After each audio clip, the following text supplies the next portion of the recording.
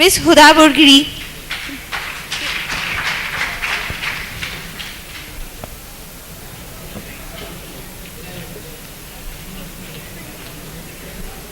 इज्जत नफ्स किसी शख्स की महफूज नहीं, अब तो अपने ही निगहबानों से डर लगता है। डंके की चोट पे जालिम को बुरा कहती हूँ, मुझे सूली से न जिंदानों से डर लगता है।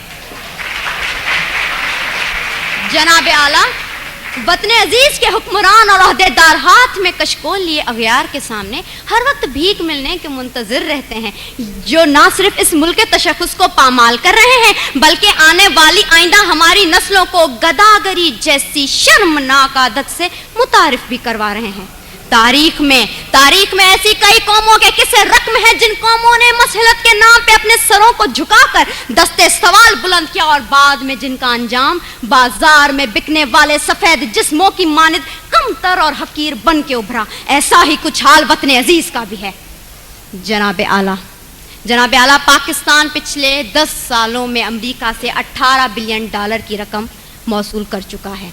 इमदाद पे इमदाद लेने की ये वजह जब इन हुक्मरानों से पूछी जाती है तो जवाब ये मिलता है पाकिस्तान एक गरीब मुल्क है, भूख और अफलास इंतहा पे है, लिहाजा इमदाद लेने के सिवा कोई चारा नहीं है। तो जनाब आला, मैंने सोचा जरा इन कलमात पे एतबार करते हुए अपने घर से बाहर निकल कर देखूं कि इमदाद के नाम पे मिलने वाली इस भीख ने मेरे मुल्क की आवाम के हालात जिंदगी कहाँ तक बदले हैं। तो जनाब आला, अफसोस हुआ, बहुत अफसोस हुआ। कहीं मैंने भूख से बिलखते मासूम बच्चों की आवाजें सुनी तो कहीं पे मैंने वुज़रा के फिरंगी कुत्तों को सैर होते देखा, कहीं पे मैंने बाजार में बिकती आदम की बेटी देखी तो कहीं पे मैंने वजीर आजम के तन पे लाखों का लिबास देखा, कहीं पे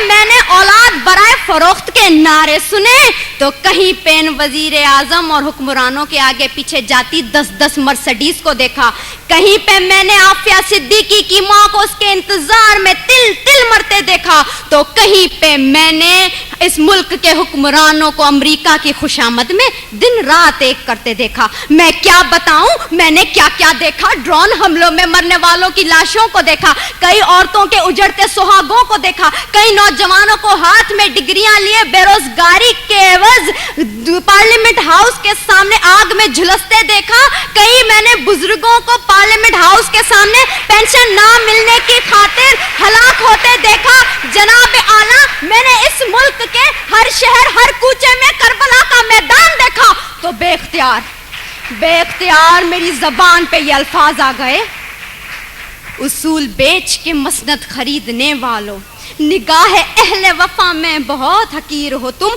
वतन का पास तुम्हें था न हो सकेगा कभी कि अपनी हिर्स के बंदे हो, बेजमीर हो तुम।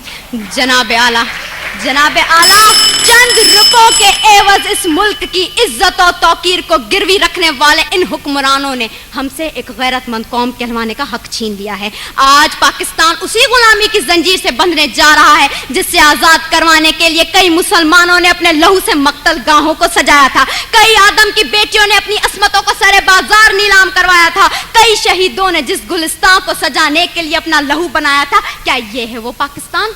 मैं पूछती हूँ जनाब आला आपसे, यहाँ बैठे हर शख्स से, अपने आप से, क्या ये है वो पाकिस्तान? नहीं, दूसरों के टुकड़ों पे पलने वाला ये पाकिस्तान कायद आजम का पाकिस्तान नहीं है।